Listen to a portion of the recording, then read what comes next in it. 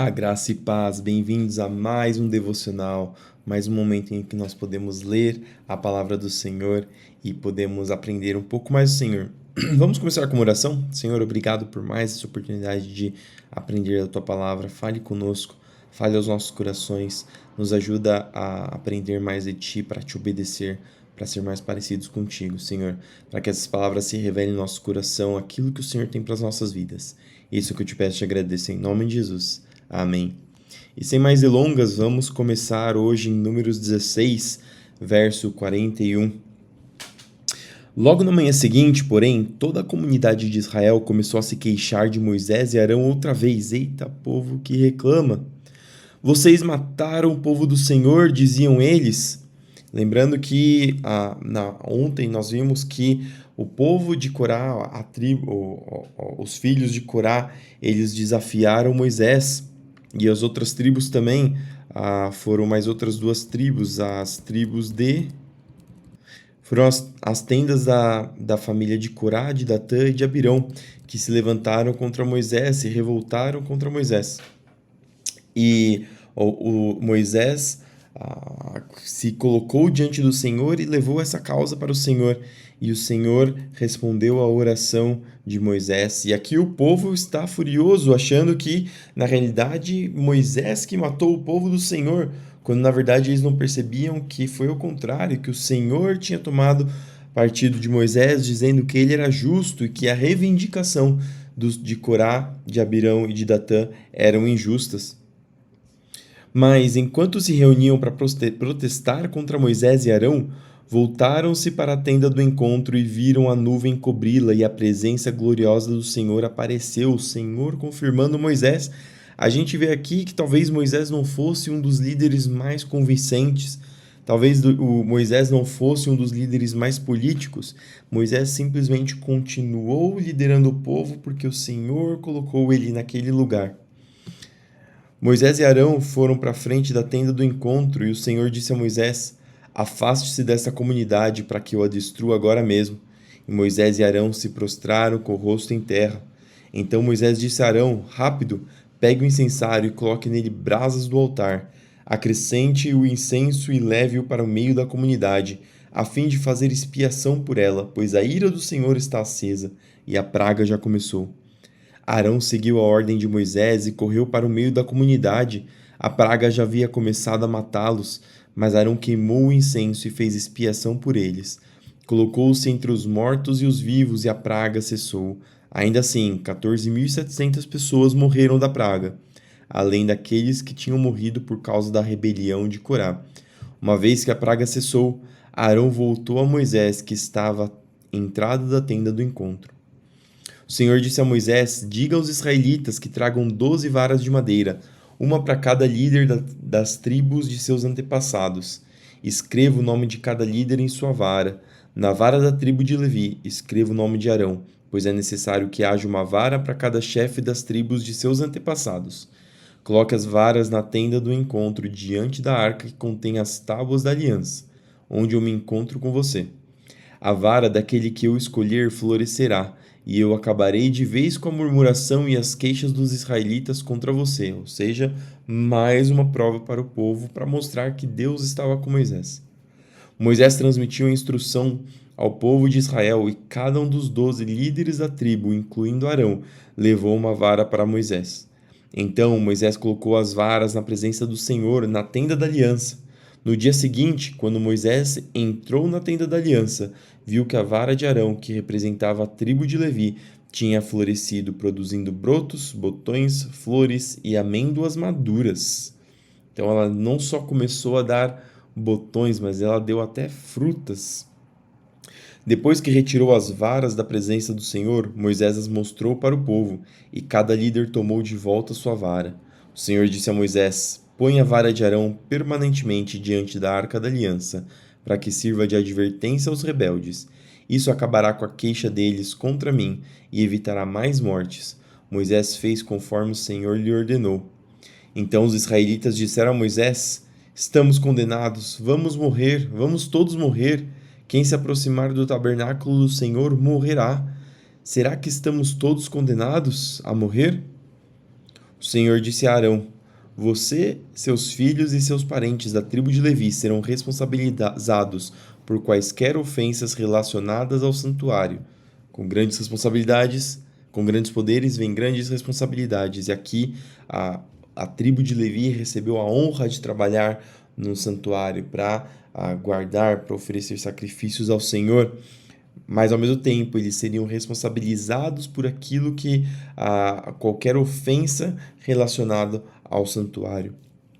Mas somente você e seus filhos serão responsabilizados por ofensas relacionadas ao serviço sacerdotal, ou seja, eles tinham a responsabilidade de treinar as pessoas para fazer o serviço de maneira correta, para que eles não fossem responsabilizados. Traga seus parentes da tribo de Levi, a tribo de seus antepassados, para ajudarem você e seus filhos a cumprir o serviço diante da tenda da aliança. Quando os levitas realizarem as tarefas que lhes foram designadas na tenda, deverão cuidar para que não se aproximem de qualquer dos objetos sagrados nem do altar. Se o fizerem, tanto eles como vocês morrerão. Junto com vocês, os levitas cumprirão as responsabilidades de cuidar da tenda do encontro e trabalhar nela, mas ninguém que não seja autorizado poderá se aproximar.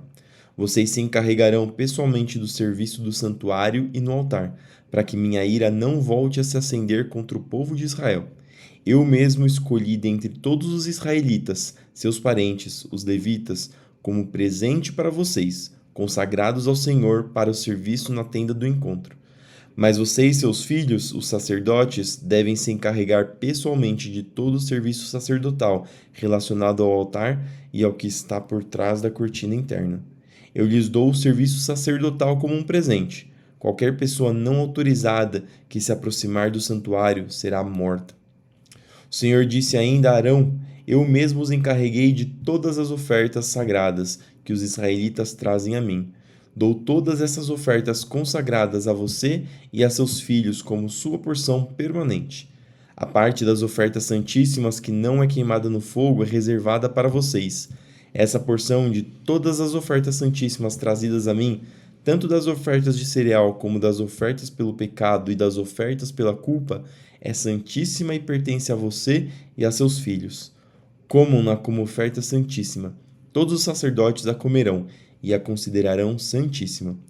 Todas as ofertas sagradas e as ofertas movidas que os israelitas apresentarem a mim, movendo-as para o alto diante do altar, também pertencerão a vocês.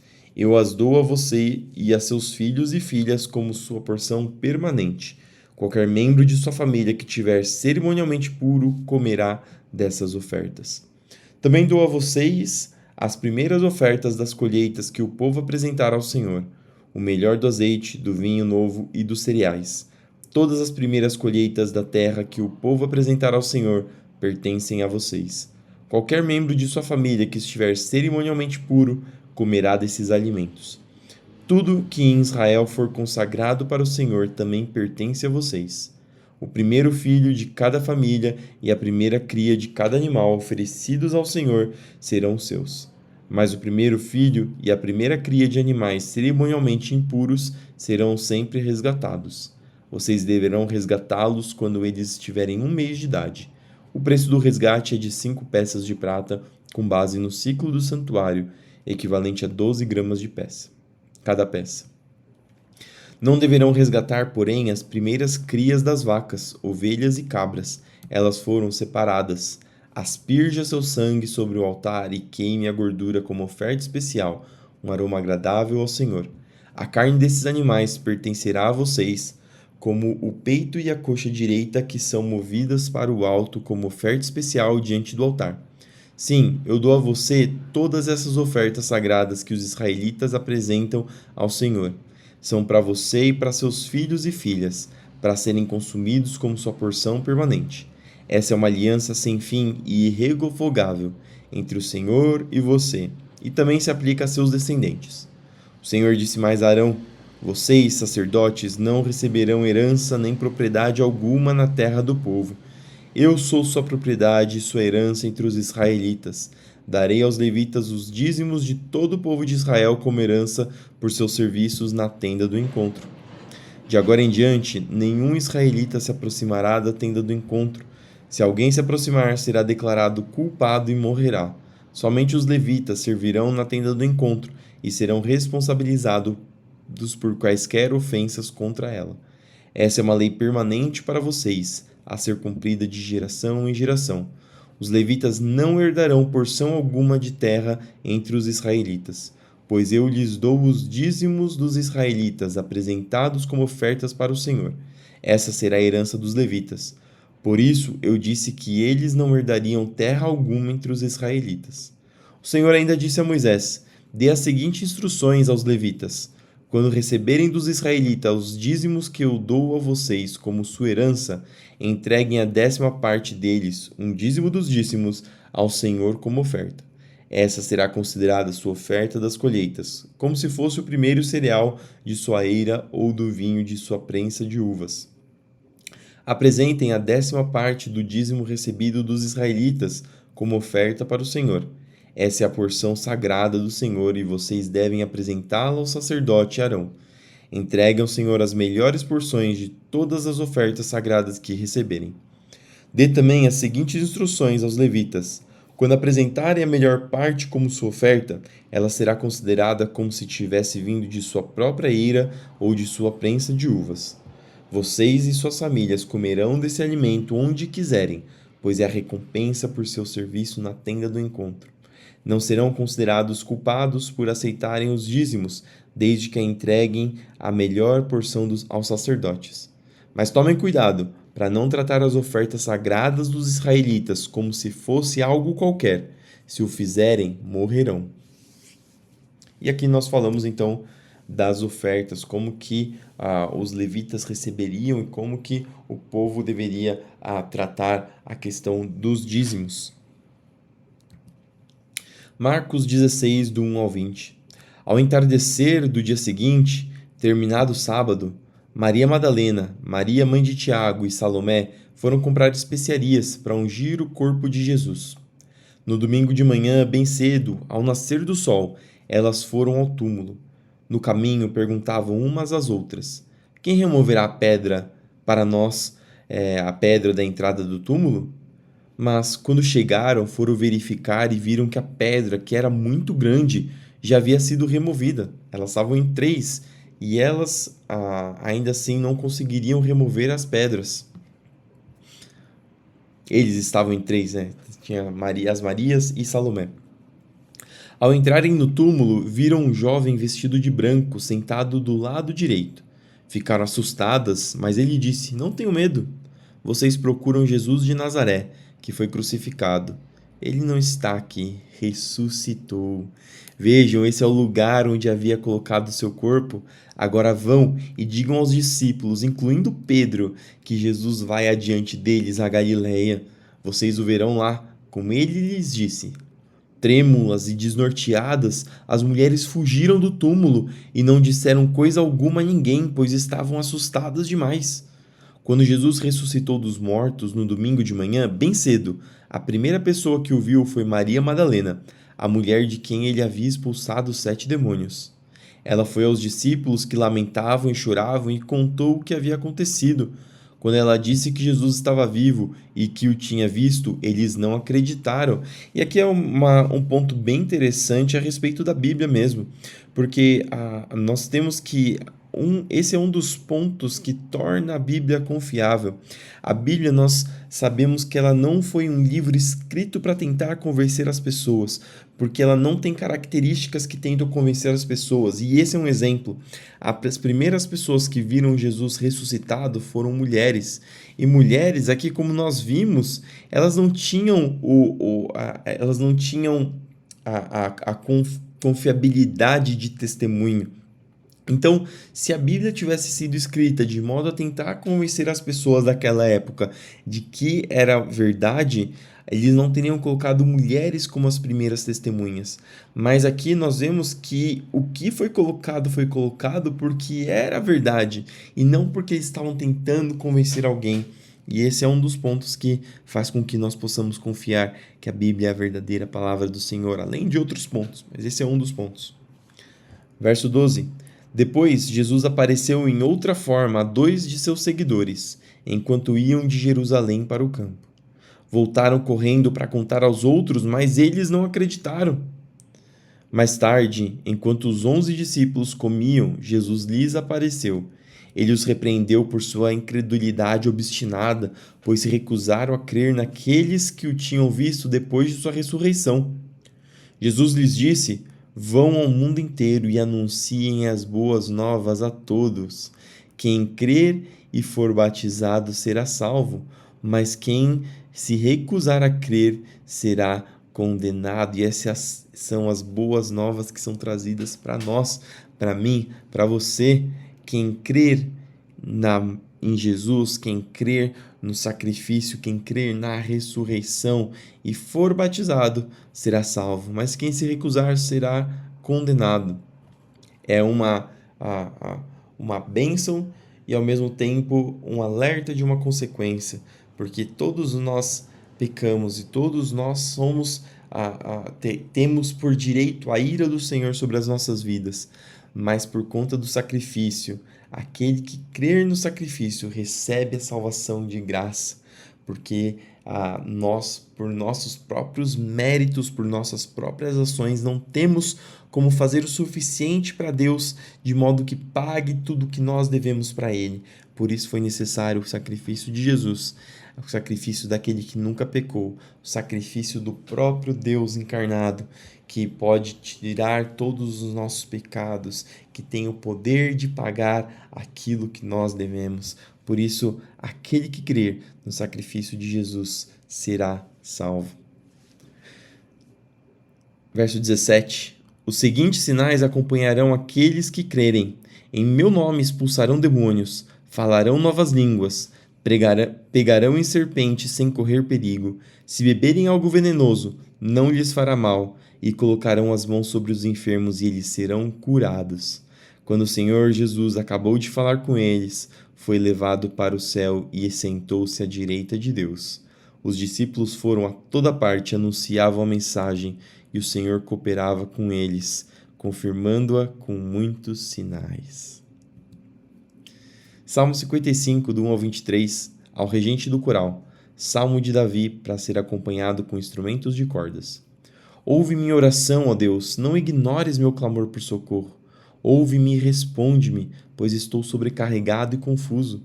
Meus inimigos gritam contra mim e fazem ameaças perversas. Sobre mim trazem desgraças e me perseguem furiosamente. Dentro do peito meu coração acelera, o terror da morte se apodera de mim.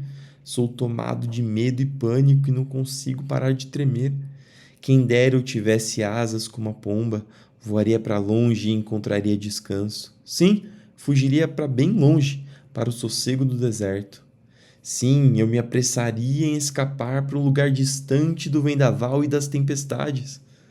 Confundes o seu Senhor e frustra seus planos, pois vejo violência e conflito na cidade. Dia e noite os muros são guardados de invasores, mas a perversidade e a maldade estão do lado de dentro. Tudo está desmoronando, ameaça e engano correm solto pelas ruas. Não é meu inimigo que me insulta, se fosse, eu os poderia suportar. Não são meus adversários que se levantam contra mim, deles eu poderia me esconder.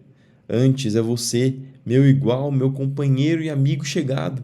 Como era agradável a comunhão que desfrutávamos quando acompanhávamos a multidão à casa de Deus. Que a morte apanhe meus inimigos de surpresa, que desçam vivos à sepultura, pois maldade mora dentro deles.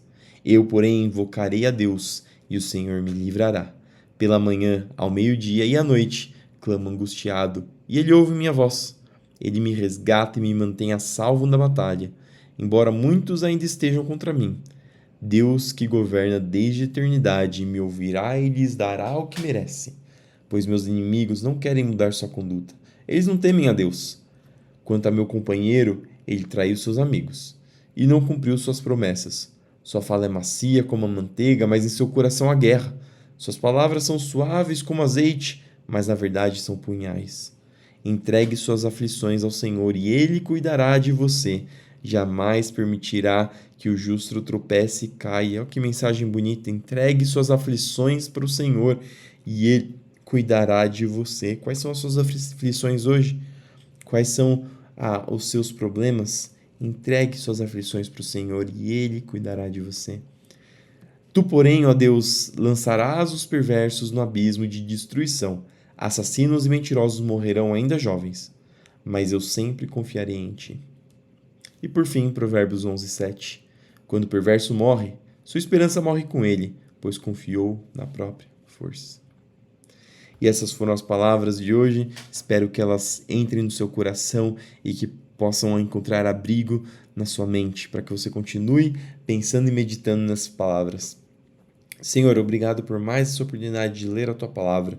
Abençoe para que nós possamos continuar meditando, para que essas palavras cresçam em nossos corações e frutifiquem, para que nós possamos aplicá-las no nosso dia, para que nós possamos lembrar dessas palavras através do Seu Espírito, para que nós possamos pregá-las a outros, trazendo esperança que vem de Ti. Abençoa o nosso dia para que tudo que nós fizermos prospere. Senhor, dê-nos sabedoria, dê entendimento, guia-nos, Senhor, conforme a Tua vontade, independente do que formos fazer, seja no nosso trabalho, nos nossos estudos, nos nossos descansos, para que nós sejamos guiados e guardados por Tua forte mão. Abençoa aqueles que estão doentes, aqueles que estão nos hospitais, aqueles que estão internados, Senhor, para que o Senhor venha trazer cura, para que o Senhor venha trazer alívio, para que o Senhor venha trazer, Senhor, refrigério para a alma e para a mente dessas pessoas, para que as dores possam sarar, possam passar, para que eles possam sentir a Tua forte mão de cura e poder sobre a vida deles. Abençoa, Senhor, aqueles que estão passando por dificuldades, para que o Senhor abra a porta de empregos, para que o Senhor dê estratégias para que eles possam achar uma fonte de renda, Senhor, para que o Senhor nunca deixe faltar na vida dessas pessoas. Senhor, continua conosco hoje e sempre, nos guiando, guardando e protegendo. É isso que eu te peço e te agradeço, em nome de Jesus. Amém. Que o seu dia seja um dia abençoado, que tudo que você fizer prospere, que a sua vida seja um reflexo da glória de Deus e para que tudo que você fizer venha honrar e glorificar o nome do nosso Senhor, para que as pessoas vejam e glorifiquem o nome do nosso Senhor. Fique com Deus e até amanhã para mais um devocional.